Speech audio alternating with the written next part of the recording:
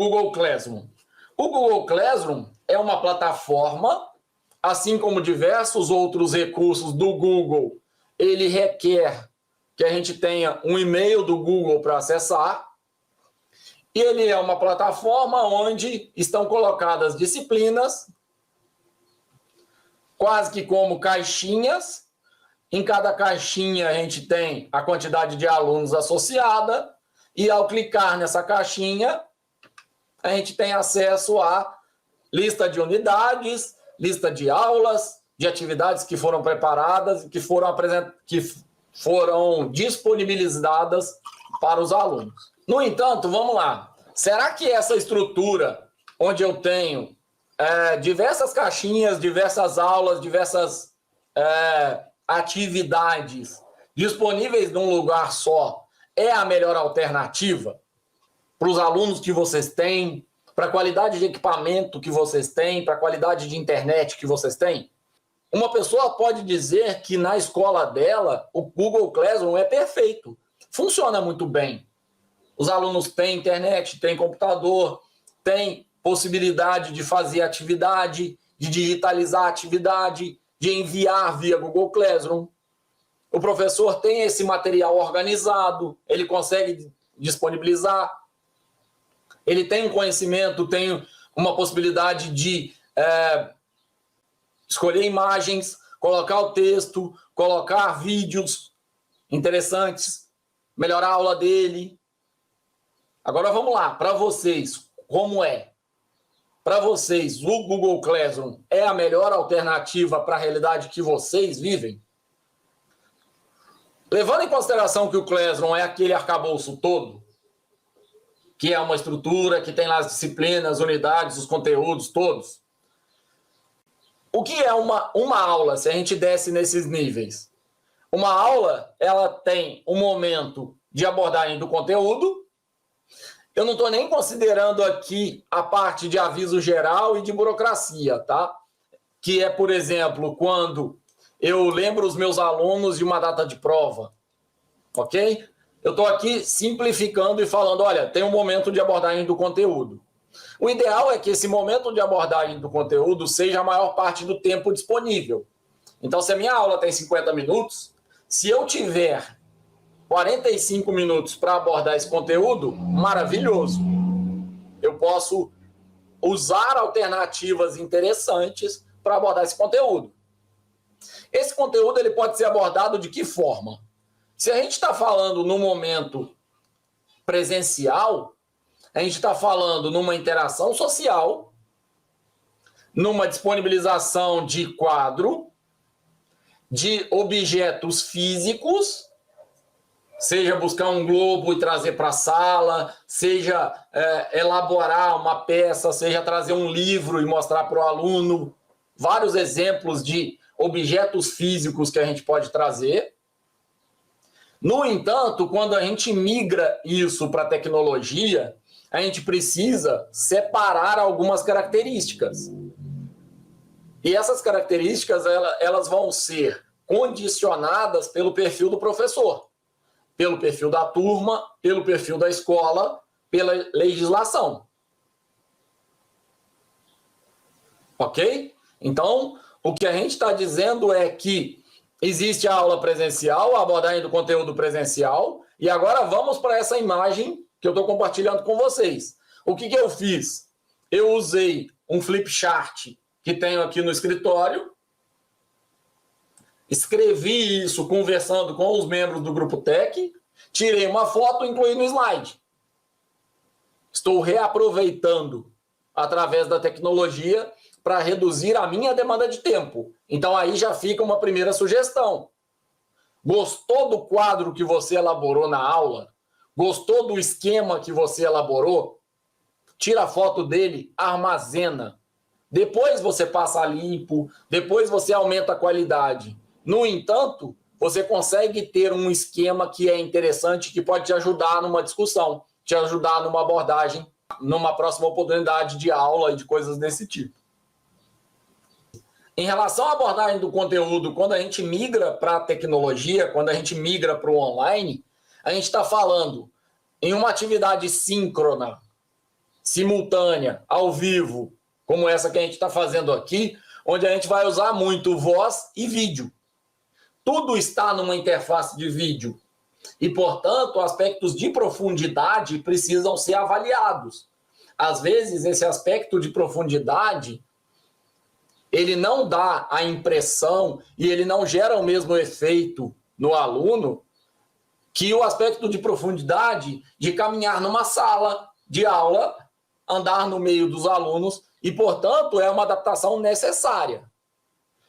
No entanto, vamos lá, a grande maioria da realidade é do conhecimento e da aula offline. O que é isso? Eu coloquei off ali, querendo dizer o seguinte, é uma aula assíncrona, onde você grava o conteúdo, você disponibiliza o material e os seus alunos acessam esse material num outro momento. Quando a gente fala nessa aula assíncrona, ou seja, uma aula que não é ao vivo, o que acontece? A gente vai disponibilizar texto, por exemplo, usando um documento, usando o Word. A gente pode disponibilizar a voz, não pode? E aí eles deram um rótulo romântico, bonito pra caramba, que é podcast. Quem de vocês aí não tem o sonho de dar aula usando podcast?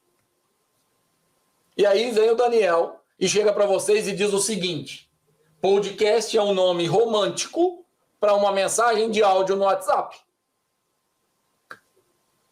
Que você roteirizou, que você pensou a respeito dela, que você gravou no gravador de voz do seu celular e ao invés de você disponibilizar um vídeo, você disponibilizou um áudio. Entenderam? Então, cuidado com esses rótulos de nossa, legal pra caramba. Nossa, quero muito usar um podcast. Meu sonho é fazer um podcast. Podcast é gravação de áudio. Agora, eu não posso pegar o meu celular e mandar uma mensagem de WhatsApp para a turma e imaginar que aquela mensagem, sem planejamento, sem um ambiente adequado, porque aí passa uma moto, uma pessoa grita, cai um objeto, a máquina de lavar começa a bater. Isso não é um podcast de qualidade. Isso é um áudio. Ele se transforma num podcast quando eu planejo o cenário e eu faço uma explicação por áudio e chego no Google Classroom e deixo isso disponível. Posso fazer gravação de vídeo? Posso. Tem um monte de alternativa de gravação de vídeo. A gente vai discutir isso aqui. Gravação de vídeo é para todo mundo? Não, não é para todo mundo. Gravação de vídeo não é uma obrigação que todo professor precisa ter, porque senão o aluno não aprende. Do que adianta você gravar um vídeo maravilhoso se o seu aluno não tem um celular ou não tem uma internet que carregue o seu vídeo? Um áudio, ele vai carregar. Se ele é um aluno que vai ver a sua imagem aqui, de braço cruzado, falando 30 minutos, é melhor o vídeo ou é melhor o áudio? Ou é melhor eu ter mais autonomia, mais liberdade, estar mais à vontade e gravar isso com áudio? E aos poucos eu me preparar para gravar isso como vídeo, mas de fato utilizando os recursos que o vídeo me propicia, que é colocar uma imagem, que é usar o fundo, que é usar compartilhamento de tela, igual eu estou fazendo aqui agora. Tirar proveito do recurso que está incorporado no vídeo. E posso disponibilizar isso gratuitamente no YouTube sem o menor problema. Posso ainda utilizar imagens, e aí por imagens eu vou considerar também o PowerPoint como um conjunto de imagens, apesar do PowerPoint ser um conjunto que envolve também animação, mas eu posso utilizar a imagem e eu posso utilizar animações. E essas animações vão ser interessantes porque elas são mais divertidas, elas são mais legais. As crianças gostam mais. Então, quando eu busco no YouTube animação mais o nome da matéria que eu estou dando agora, eu vou achar alguns exemplos e eu posso escolher filtrar os vídeos mais curtos e usar essa animação na minha aula. mandar essa animação para os alunos. Vai ter pessoas que são mais visuais, tem pessoas que são mais auditivas, tem pessoas que gostam mais de música, de teatro. As pessoas são diferentes. E você vai dar uma aula melhor se você encontrar o jeito adequado seu, que você se sente confortável, adequado para aquela turma, para aquele ambiente que você está lidando e adequado à disciplina que você está conduzindo. Eu sou um cara muito extrovertido e aí eu chego, vou dar aula de um assunto muito abstrato. Adianta alguma coisa fazer várias questões mirabolantes se o assunto é abstrato? Ele é reflexivo? Então eu tenho que olhar, a gente como professor precisa olhar para as variáveis envolvidas no processo, as fases envolvidas no processo, para escolher aquilo que vai propiciar a minha audiência, algo que seja mais adequado. Vamos supor que a minha turma tenha predominantemente baixa qualidade de internet. Certamente, alguns vídeos podem ser úteis para eles, desde que vídeos curtos. Agora o áudio vai ser mais interessante para eles. Vocês acham que ler um texto é mais pessoal, mais amigável? Ou ouvir a sua voz explicando para a criança é mais amigável? A criança te conhece, a família te conhece. Ela não acha que você entrou na internet, pegou um vídeo e mandou para ela. Ela percebe que você teve o cuidado de preparar aquele conteúdo, teve o cuidado de estudar, teve o cuidado de abordar aquilo e enviar para a criança. Então, vejam para a realidade de vocês qual é a melhor forma de abordar o conteúdo de modo a favorecer a aprendizagem. No final das contas, o que a gente quer é favorecer a aprendizagem. A gente não quer que esse aluno veja pirotecnia, que esse aluno veja uma disciplina que tem muito texto, muita voz, muita imagem, muito vídeo, muita animação. Nossa, que professor legal, que quantidade de conteúdo. E esse aluno aprendeu depois. Uma vez que a gente fala dessa abordagem de conteúdo, a gente passa para um segundo momento, que é reforço e revisão do conteúdo. Já fiz a primeira abordagem, seja uma aula, 2, 3, quantas aulas demandou aquilo ali. Como é que eu faço o reforço? Eu vou precisar mandar umas atividades para esse aluno fazer, né? Ou eu vou fazer um resumo, ou eu vou pedir que o aluno faça um resumo. Como que esse aluno pode me dar feedback? Ele pode me dar feedback através de texto, voz, vídeo, imagem, animação. É mais interessante para minha turma o conjunto disso aqui, ou é mais interessante eu deixar livre para minha turma e o meu aluno, por exemplo, gravar um áudio no WhatsApp me explicando e eu entender o que ele está dizendo? É mais interessante mandar uma atividade para a criança que você tem certeza que é a família dela que vai fazer, ou você mandar uma atividade para a criança que a criança vai ser protagonista da história e a criança vai fazer? Percebem? Então, o nosso ponto de vista enquanto grupo no TEC é que a tecnologia precisa ser utilizada ao nosso favor, a favor da educação, a favor dos gestores, professores, familiares, estudantes. E não o contrário. Imaginar uma disciplina que tem um monte de recurso e que essa disciplina vai favorecer a aprendizagem, ela pode muito mais parecer uma salada de conteúdo desconexo, uma coxa de retalho, do que uma disciplina bem organizada, bem adaptada ao ambiente digital. E a próxima aula é impactada pela aula que eu estou dando hoje. O próximo encontro precisa ter um review do encontro anterior, uma revisão do encontro anterior, para poder complementar o conteúdo. Senão a minha aula fica desconexa.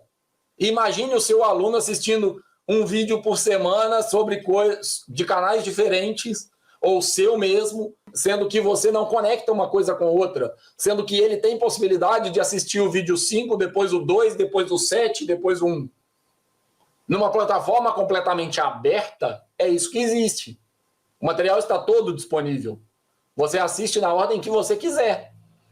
Então eu estou falando de opções muito simples, onde vocês alteram uma configuração no Google Classroom e ao alterar essa configuração, vocês direcionam a ação do aluno para favorecer a aprendizagem deles. Como eu disse, existem muitas tecnologias. Quando a gente fala na próxima fase, que é a fase de avaliação do conteúdo, óbvio, não estou falando, a gente não defende de que a avaliação é fim. A avaliação não é fim, nunca foi, ela precisa ser contínua, ela precisa ser durante todo o processo. No entanto, a gente tem órgãos reguladores, a gente tem métricas que precisa seguir. E, portanto, a gente tem a necessidade de documento, a gente tem a necessidade de receber um arquivo, de receber uma prova escrita, de receber alguma coisa escrita do aluno, de algum arquivo, para que a gente prove que esse aluno fez amanhã ou depois, se a gente for questionado em relação à disciplina, em relação ao conteúdo que foi apresentado a esse grupo de alunos.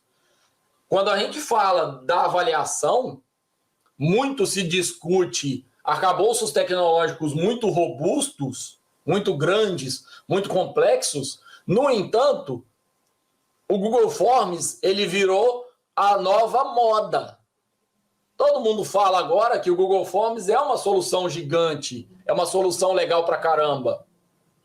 Agora, se esse formulário não for bem elaborado, o meu aluno vai fazer uma busca na internet e responder, o que demonstra claramente que ele não aprendeu nada. O meu aluno vai responder consultando alguma coisa ou responder porque ele sabe e compartilhar as respostas com os colegas. Lembre-se, sempre é possível tirar print no celular e sempre é possível tirar foto da tela. Então você pode configurar do jeito que você quiser, que o aluno pode tirar foto das respostas e mandar para o outro. E aí você vira e fala, não, mas a tecnologia, o mundo da cola melhorou. Não, ele só mudou de jeito. Ela é resultado de uma avaliação que não solicita do aluno um posicionamento crítico, reflexivo. E, portanto, ela é resultado do processo. Ela pode demonstrar uma alternativa interessante? Depende. Se eu formo um grupo de alunos, um aluno sabe muito, os outros alunos precisam ser puxados para frente. E aí eu pego esse aluno que sabe muito e ele de fato faz uma atividade colaborativa igualmente distribuída nesse grupo, eu posso ter um resultado mais interessante. Agora, se eu pego um grupo com um aluno muito bom ou uma aluna muito eficiente, e essa aluna, ao chegar, ela faz o trabalho para o grupo inteiro, o que ela está fazendo é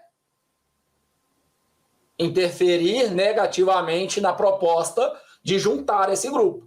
Eu tenho uma experiência que aconteceu no Paraná, quando eu era professor na Tecnológica Federal do Paraná, que foi um casal de alunos, estava fazendo a minha disciplina, e eu separei os dois no primeiro trabalho que eu marquei em dupla. Quando eu fui corrigir, eu percebi que a menina tinha feito o trabalho para a dupla dela e o menino tinha feito o trabalho para a dupla dele. Na aula seguinte, eu cheguei, pedi desculpa aos dois e disse que eu uniria o casal porque eles estavam de parabéns e eles conseguiriam compartilhar a atividade deles e colaborar um com o outro. Na próxima atividade que o casal fez em dupla, eu tive um excelente resultado que dá para ver muito claramente que o rapaz fez uma parte da atividade e a menina fez uma parte da atividade. Conseguiram entender? Ela foi uma atividade proposta em dupla e que, nesse caso, eu consegui avaliar e perceber, em função de contexto, em função da atividade que eu propus, que os alunos tiveram um proveito muito interessante. E aí, vamos lá, será que o Google Formulários é o mais interessante? Ou será que mandar um e-mail para você com a resposta é mais interessante? O aluno mandar um e-mail para você, o aluno mandar um SMS, o aluno mandar um WhatsApp com um texto ou com uma imagem. Ele escreve na casa dele, de próprio punho. Ah, não, mas espera aí, o meu celular não é tão bom, a minha internet não é tão boa, e, portanto, eu, como professor, vou passar para esse aluno uma atividade que é ele escrever na folha. E ele escreve na folha, tira uma foto e manda para mim. O meu objetivo não é avaliar o conteúdo que ele escreveu, a aprendizagem que ele demonstrou. Então, o meio que ele vai me mandar esse resultado interfere muito pouco. Eu não preciso ter um Google Docs colaborativo com esses alunos. Eu posso ter esse aluno escrevendo numa folha e a família dele pode, inclusive, passar na escola e pegar essa folha se ele não tiver, se for o caso, tirar uma foto dessa folha e me entregar. Ou pegar essa folha e deixar na escola. O que a gente quer é que a avaliação seja uma avaliação formativa. Eu posso ter esse aluno mandando essa atividade pelo WhatsApp? Posso. O que eu preciso é que esse aluno aprenda, e o que eu preciso é ter um documento comprobatório que esse aluno realizou a atividade. No final das contas, a gente está falando em 3 pernas. A gente está falando em um ambiente que condiciona, a gente está falando na comprovação de um processo de avaliação, e a gente está falando numa aprendizagem cada vez mais efetiva e mais contextualizada. Em nada adianta esse aluno ter tecnologias geniais se ele não demonstra aprendizagem. E é por isso que a gente precisa escolher melhor as tecnologias adequadas, porque às vezes ela pode não ser adequada, como vocês viram. Só voltar aqui um minutinho. Quando o Google Classroom é perfeito, perfeito, sem dúvidas, quando o professor tem uma experiência na disciplina e ele consegue conduzir a disciplina de modo que a pasta de aula dele está perfeita. Claro, ele vai evoluir essa pasta de um semestre para outro, de um ano para outro. Mas se a pasta de aula dele está boa, ele consegue pegar essa pasta de aula, digitalizar ela e colocar ela disponível no Google Classroom. E aí fica lindo, porque o Google Classroom vai te ajudar muito, muito, muito. Mas para isso você precisa ter sua aula preparada e adaptar a sua aula para o mundo digital. Não é a sua aula presencial que agora está numa interface digital. Não, é a sua aula adaptada para o mundo digital. O texto que eu entrego na mão do meu aluno é diferente do PDF que eu mando para ele. O texto que eu entrego e dou 40 minutos para ele ler, ou 10 minutos para ele ler na sala, eu estou olhando para ele. Eu consigo fazer comentários, eu consigo acompanhar. Ele está olhando para os colegas e vendo se os colegas estão fazendo ou se estão brincando. Dentro de casa sozinho, com o celular e com o computador, você não consegue. Por isso que o EAD tem muita evasão, por isso que o EAD tem muito baixa formação. O EAD demanda uma absurda autonomia do aluno e um protagonismo do aluno para que ele sente e leia 30 páginas de conteúdo que foi disponibilizado para ele. Esse conteúdo não é fácil e esse conteúdo, com um mundo cheio de informações e distrações, o tempo todo vai interromper, vai atrapalhar e vai dificultar esse foco desse aluno. Ainda mais num cenário onde ele está com um irmão pequeno chorando, ele está com a mãe fazendo almoço e ele precisa abrir a câmera porque o professor quer ver o rosto dele. Será que vocês, quando participam de uma reunião, não abrem a câmera porque não querem?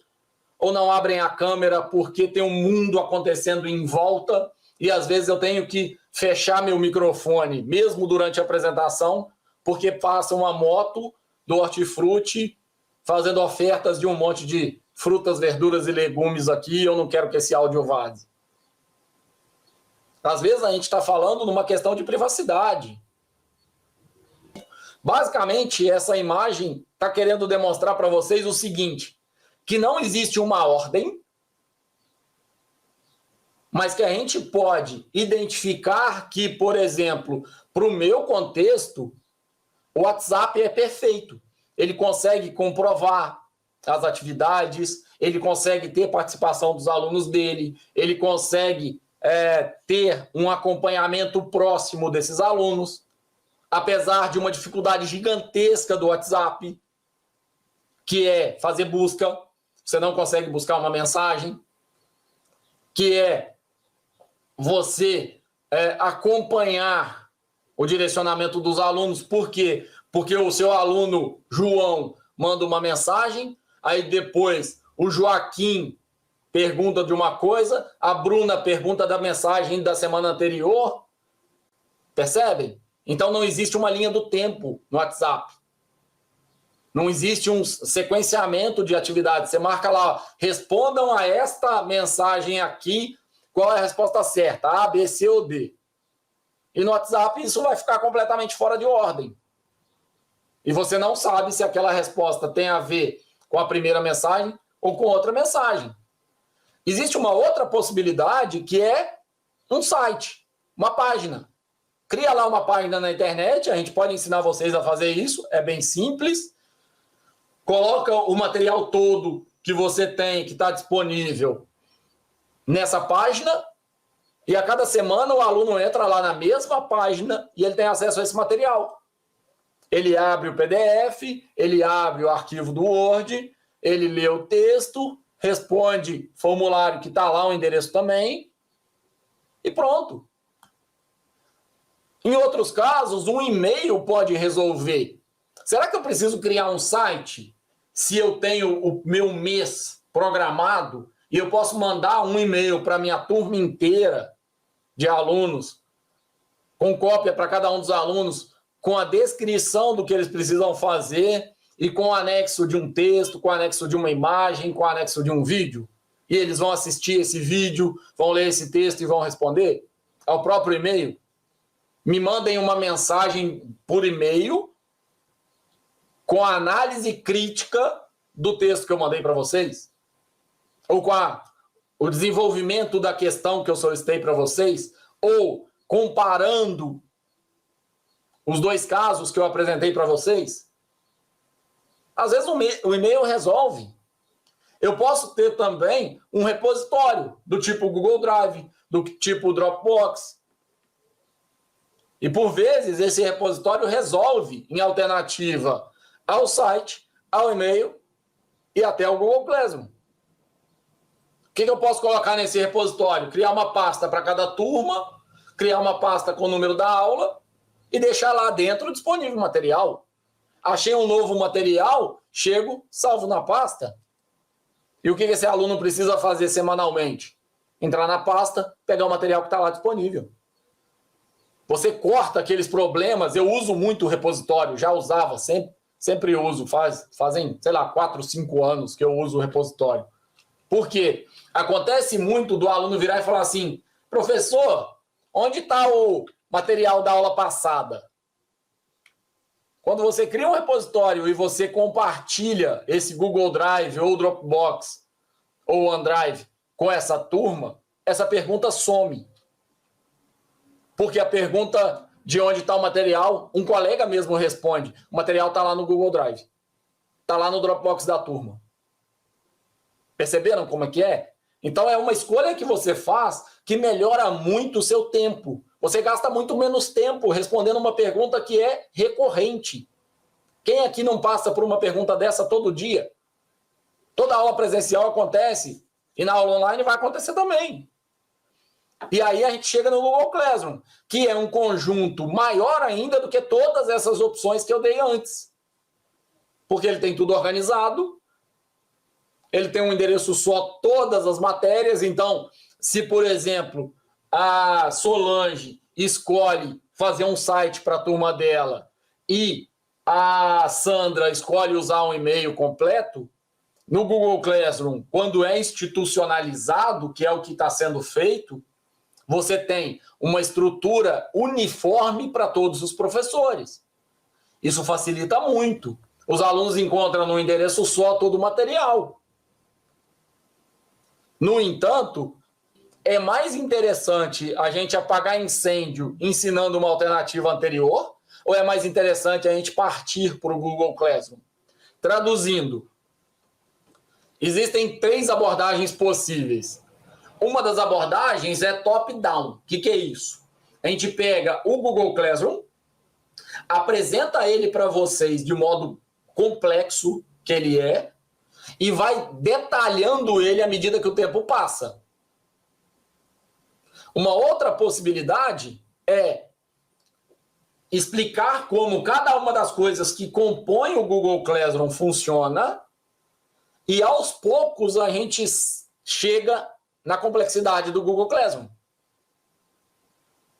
Ou seja, a gente pode partir de um cenário onde a sua pasta de aula está pronta e completa, e, portanto, te explicar o Google Classroom faz sentido, te explicar como migrar um texto para dentro do Google Classroom faz sentido, porque esse texto está pronto, migrar um vídeo para lá está pronto, é fácil, migrar um áudio para lá é fácil. Agora, se a gente imagina que vocês não têm uma aula gravada em vídeo, que vocês têm dificuldades para gravar áudio, para gravar vídeo, como é que a gente vai migrar? Como é que a gente vai fazer uma avaliação? Você vai mandar a prova em Word e o aluno vai responder? Ou você vai fazer ela no formulário e o aluno vai responder? Como que você vai fazer essa avaliação no Google Classroom? Terminando essa imagem, então, essa espiral que eu coloquei é para mostrar para vocês o seguinte: o Google Classroom, a terceira via dele, que ao invés de conhecer ele profundo e ir descendo nos detalhes, ou conhecer os detalhes e chegar nele, a terceira via dele é a gente semanalmente discutir uma nova unidade. Então você cria nessa semana a unidade 1 da disciplina 2, na semana que vem você cria a unidade 2 da disciplina 2 e semanalmente você vai criando novas unidades. Nós preferimos não ter receita de bolo e não modelar ninguém. Então a gente vai ter gente que vai gostar de usar um site, gente que vai gostar de usar e-mail, gente que vai gostar de usar o Google Drive, gente que vai usar o Classroom. E principalmente, uma decisão institucional que determine o Classroom, vocês têm autonomia para escolher aquilo que eu coloquei na imagem anterior. Se vocês vão colocar texto, ou voz, ou vídeo, ou imagem, ou animação, ou conjunto, qualquer subconjunto deles, qualquer combinação deles. Texto e voz e vídeo, texto, voz e imagem. Não é a quantidade que faz uma boa aula, não é a quantidade que é adequada para cada disciplina. É você que tem que avaliar cuidadosamente para cada disciplina, para cada turma e para o seu perfil, qual é a combinação dessas coisas aqui que é interessante e que é adequada para a sua realidade. Portanto, voltamos à questão: será o Google Classroom o mais interessante? Será que o Google Classroom é legal que a gente faça detalhadamente todas as disciplinas nesse cenário onde os professores não estão tão preparados, onde a gente ainda tem dificuldades para migrar do papel para o computador, da ideia para o computador, da ideia para o digital? E qual vai ser a abordagem que a gente vai levar? O nosso objetivo final é o Google Classroom. A gente vai utilizar porque é um direcionamento da Secretaria Municipal de Educação. No entanto, a gente pode seguir caminhos diferentes para chegar no mesmo lugar. E esses caminhos fazem total diferença porque eles interferem no resultado da semana que vem. Interferem na próxima aula que você vai disponibilizar para os seus alunos. A gente está falando no uso do Google Classroom para fins administrativos, para fins didáticos pedagógicos e também para outros fins. Por exemplo, o armazenamento de dados pessoais.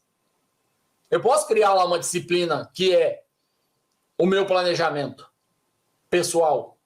E eu posso utilizar o Google Classroom para fins pessoais e para outros fins, familiares que sejam, reunião de família. Você pode adaptar a plataforma para outros usos. O que a gente vai fazer é, quando a gente está falando com a parte administrativa, a gente focar na ferramenta Google Classroom para fins de atividades do dia a dia administrativo.